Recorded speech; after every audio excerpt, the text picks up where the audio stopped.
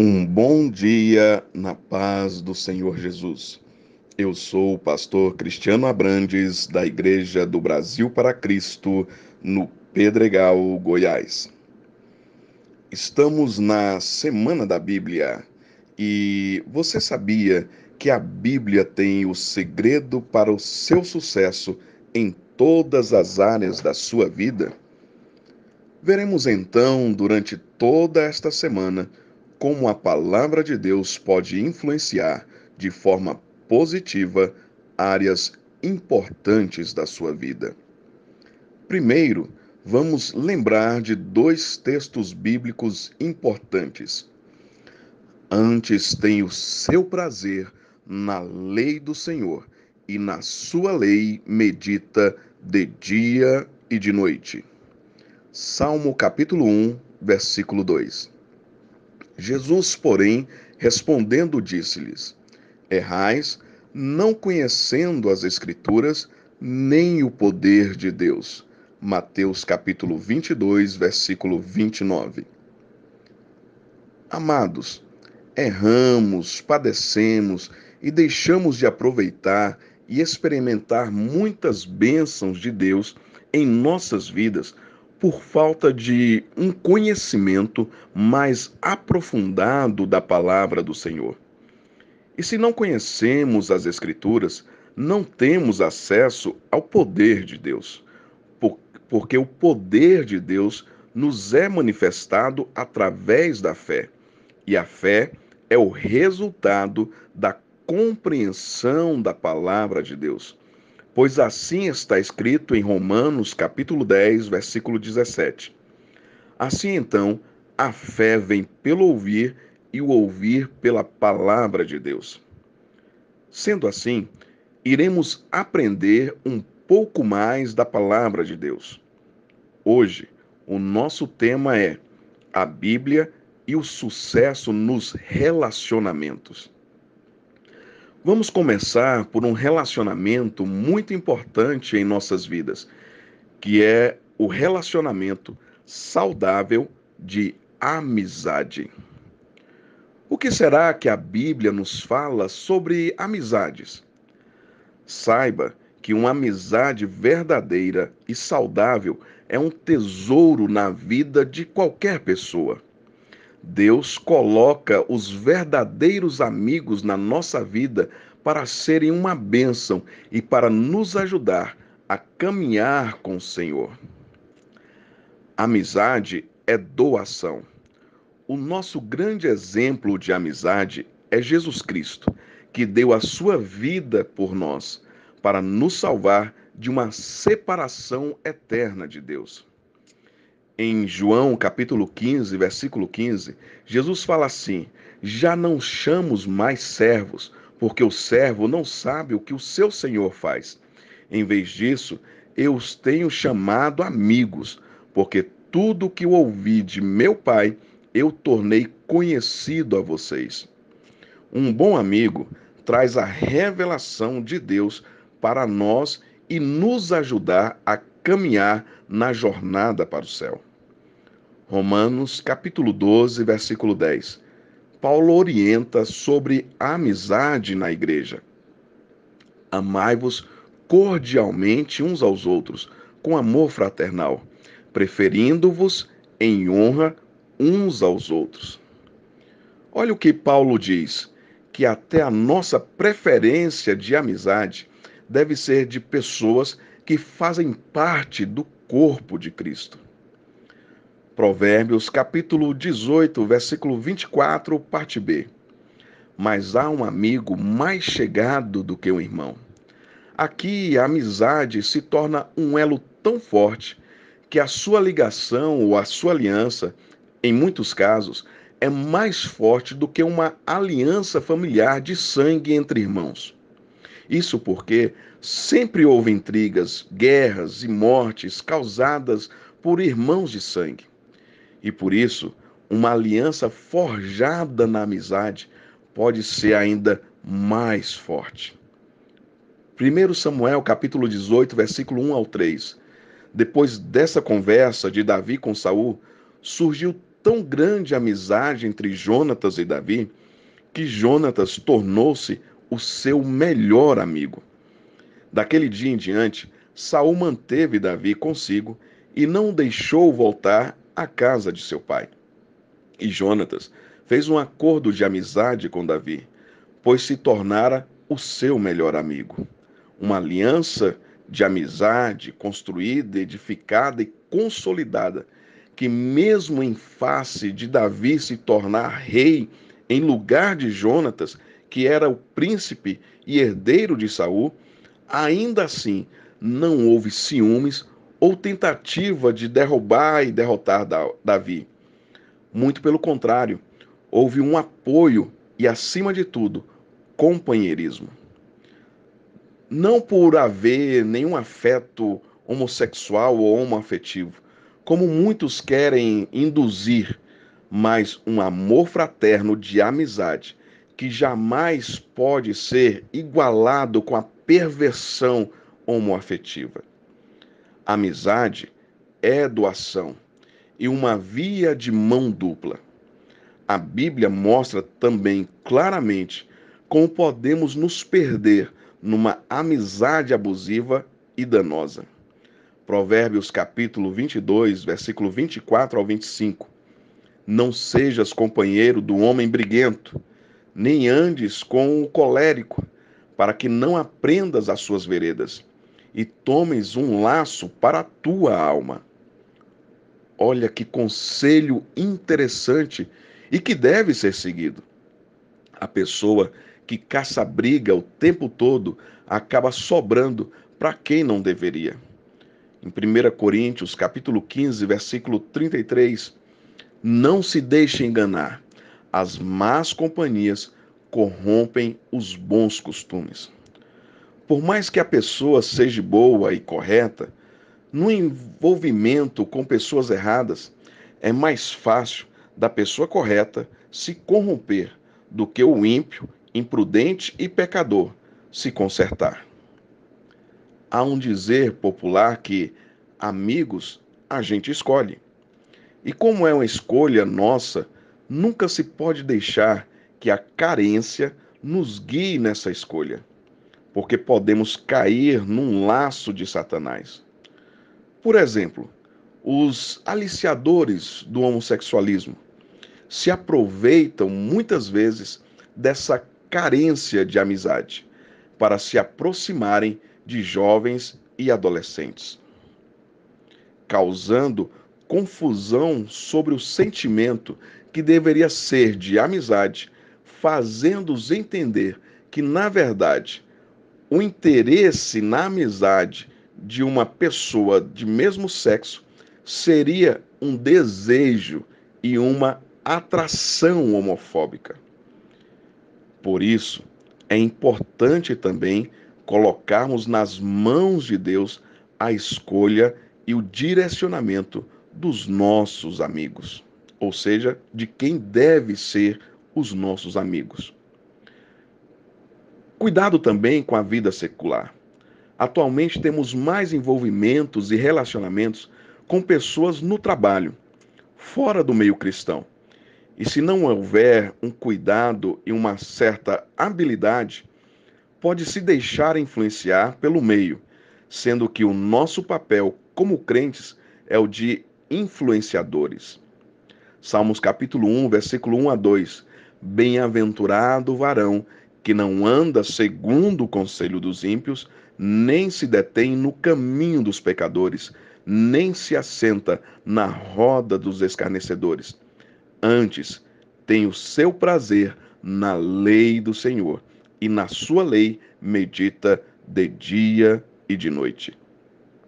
Somente uma meditação contínua e constante na palavra do Senhor é capaz de nos ajudar a não sermos contaminados com tanta sujeira maligna que nos bombardeia, inclusive nas redes sociais.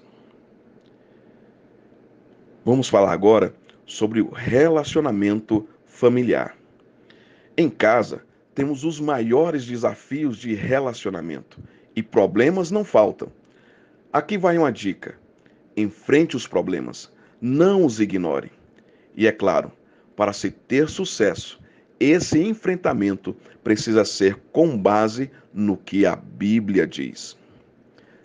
Adão e Eva tiveram problema conjugal e isso se refletiu na criação dos filhos.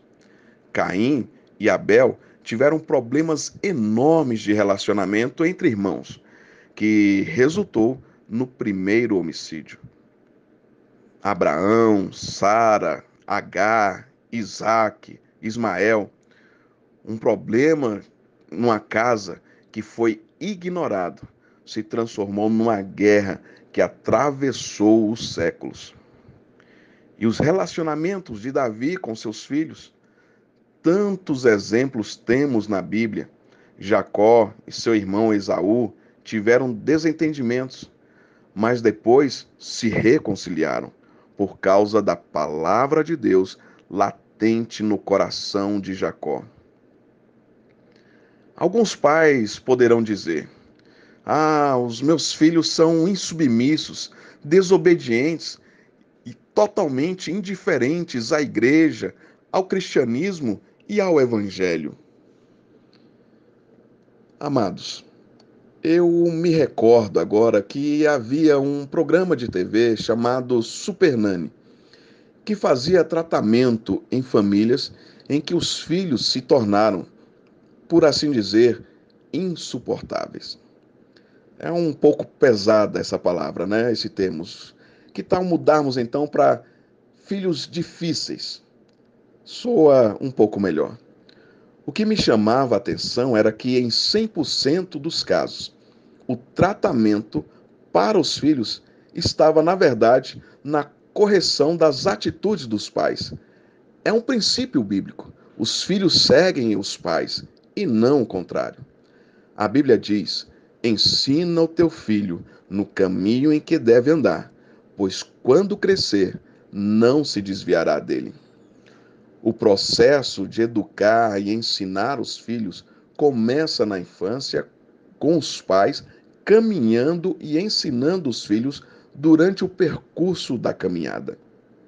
Uma mudança de comportamento dos pais com base bíblica causará, sem sombra de dúvida, uma mudança drástica, mas para melhor, na vida dos seus filhos.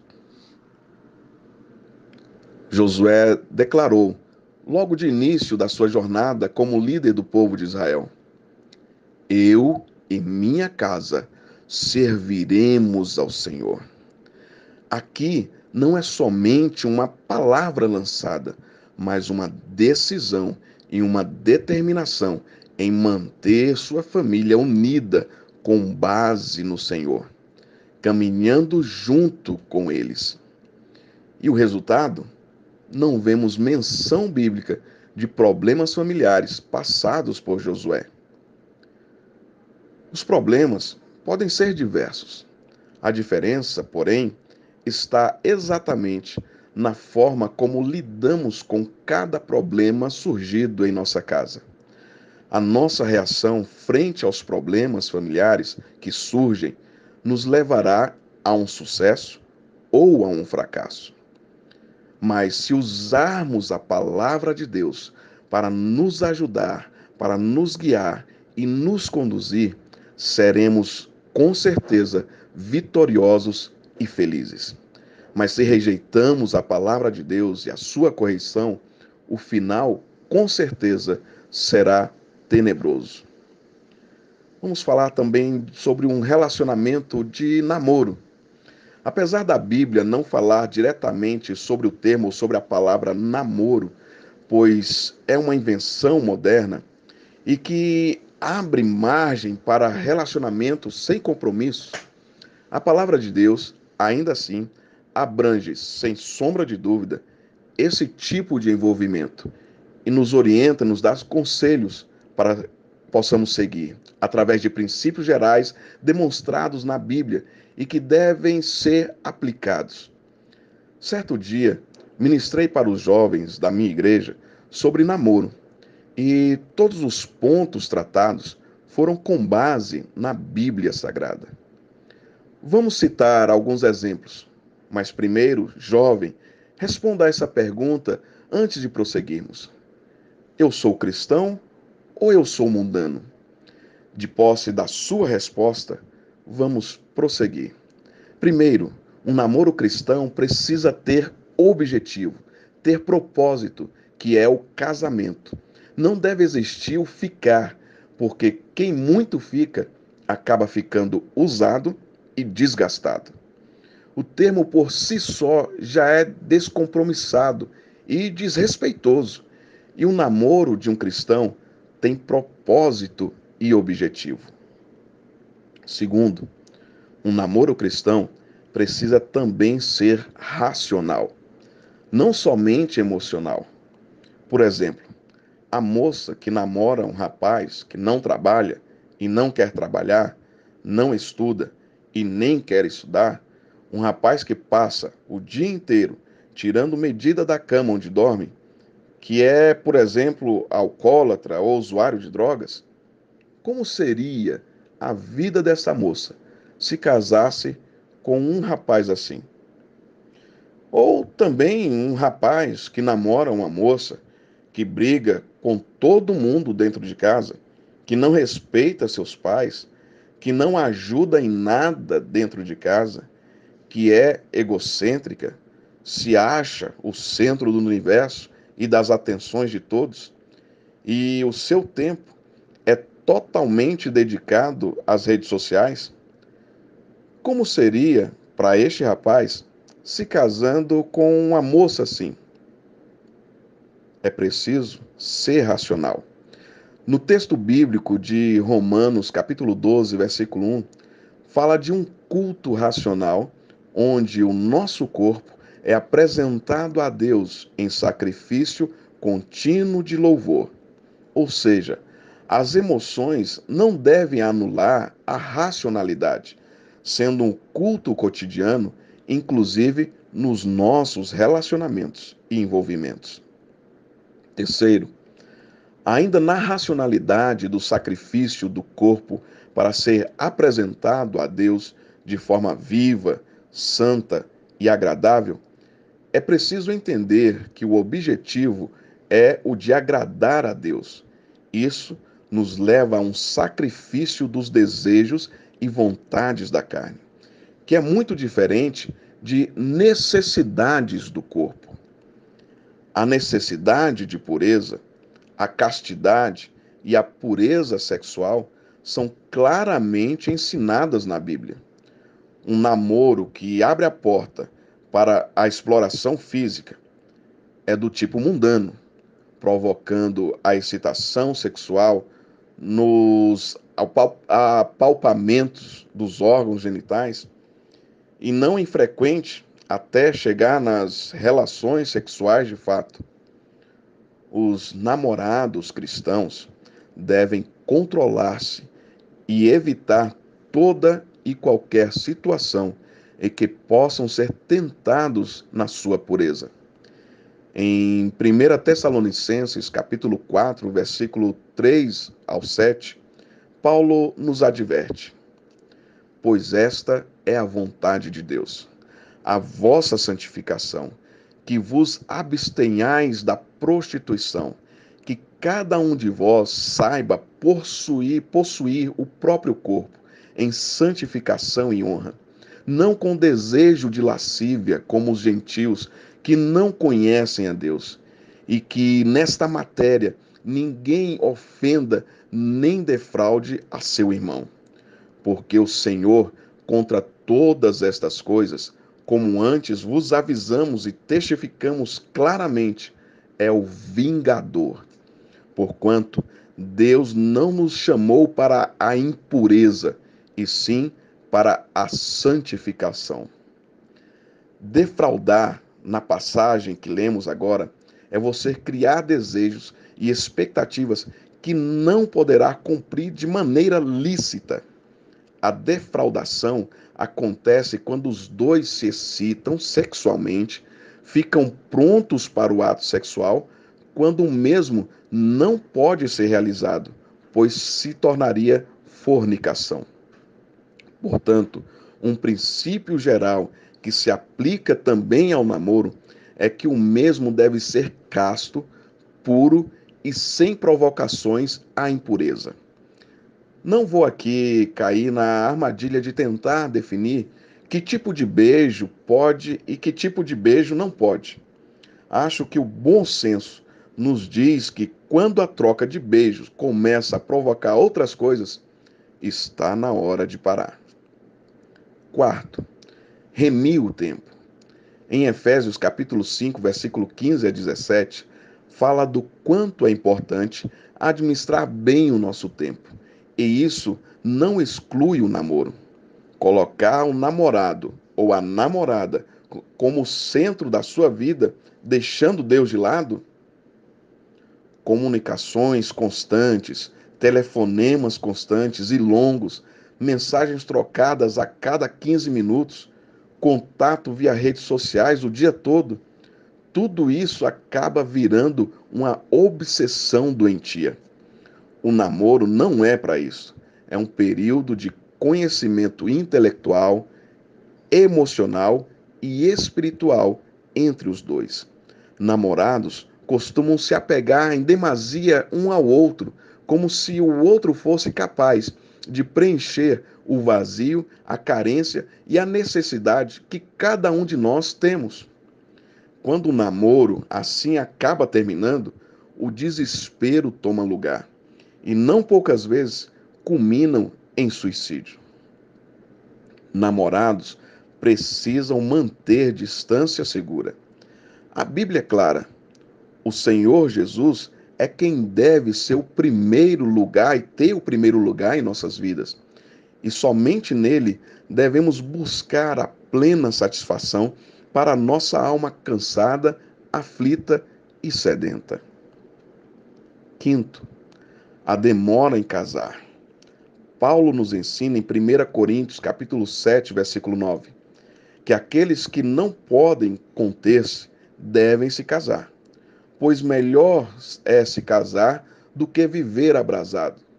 Namoros longos e demorados acabam provocando a fornicação e a impureza sexual. Hoje em dia, os jovens começam a namorar cedo demais e se casam tarde demais.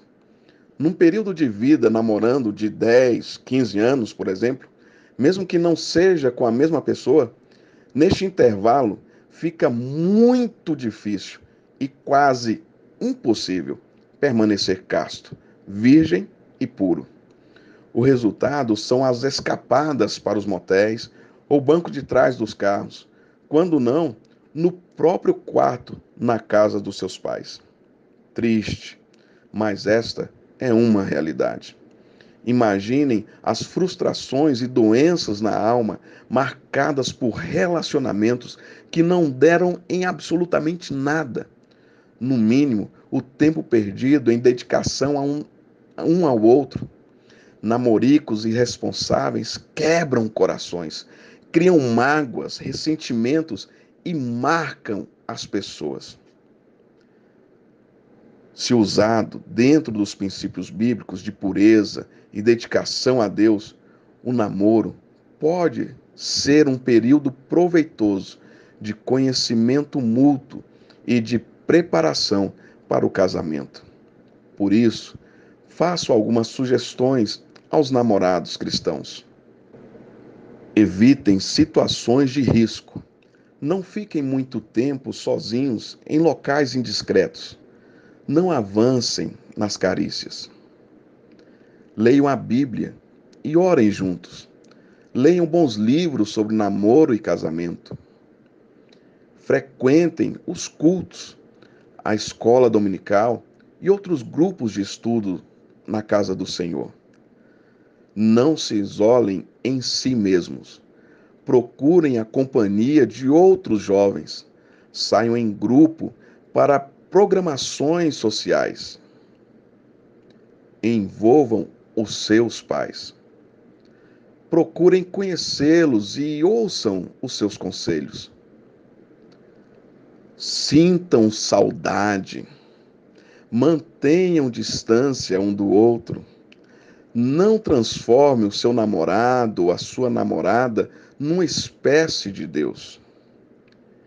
E uma última coisa: o celibato, que é ficar solteiro e puro, é uma opção de vida bíblica e válida também para quem é evangélico.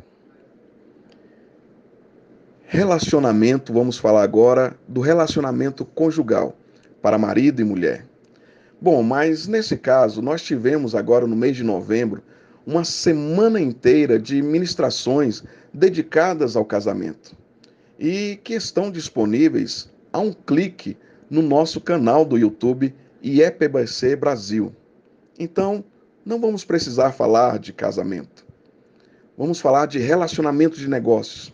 As relações de trabalho também podem gerar grandes conflitos e criar problemas que se estendam para dentro da nossa casa. Por isso, é preciso ter muito cuidado. Alguns princípios bíblicos são muito relevantes. Primeiro, o texto de Efésios, capítulo 6, versículos 5 ao 9. Trata do relacionamento entre empregado e seu chefe, e também do chefe com seu empregado. O serviço prestado deve ser feito como se estivesse fazendo o melhor para Deus.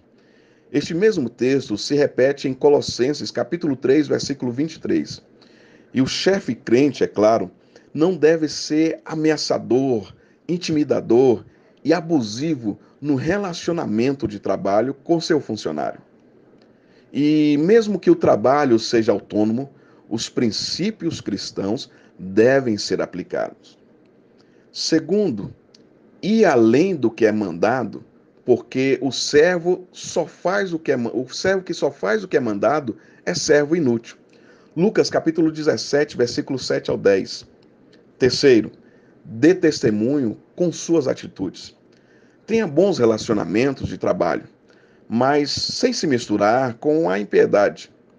Bem-aventurado o homem que não anda segundo o conselho dos ímpios, nem se detém no caminho dos pecadores, nem se assenta na roda dos escarnecedores. Salmo capítulo 1, versículo 1. Seja pacifista e pacificador.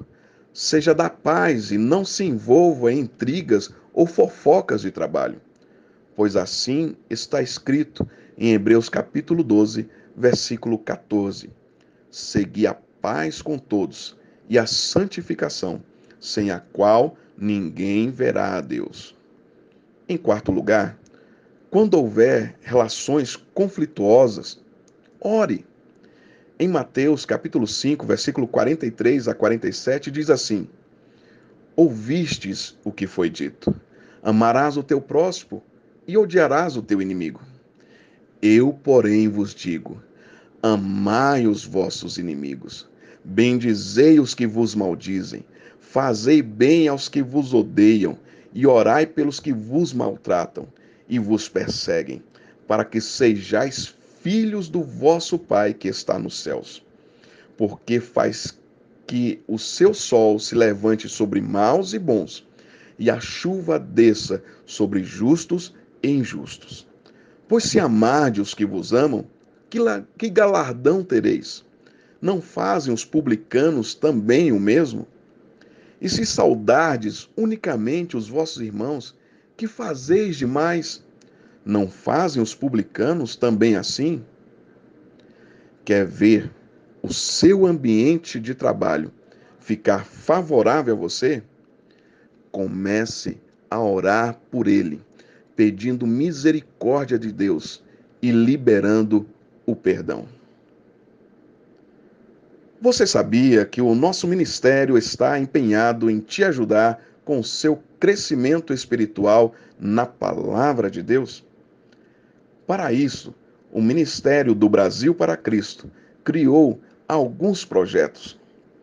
O projeto de leitura bíblica diária.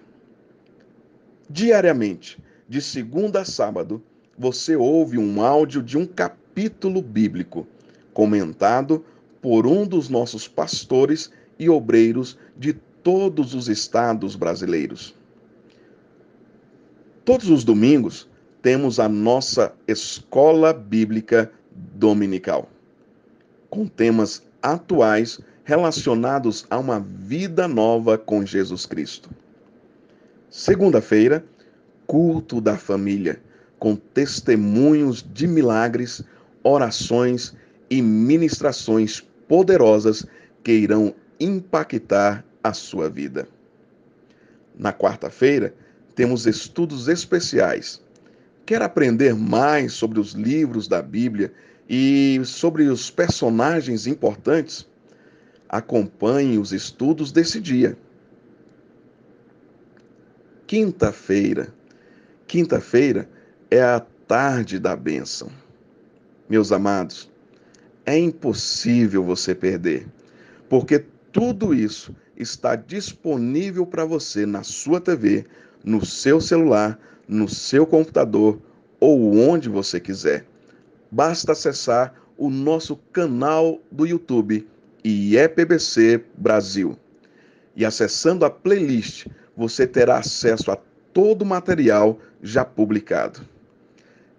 Meu amado irmão e minha amada irmã, não tem mais como ter desculpas para a falta de conhecimento da Bíblia. Então, vamos juntos aprender a palavra de Deus e assim não iremos errar jamais. Agradeço a Deus pelo dom da vida em Cristo Jesus, nosso Senhor. Agradeço à pastora Loide, presidente desta obra, e ao pastor Gedeon Júnior por esta oportunidade de podermos mais uma vez estarmos juntos. Fiquem todos na paz do Senhor Jesus e que Deus abençoe e prospere a sua vida. Até a próxima, se Deus quiser.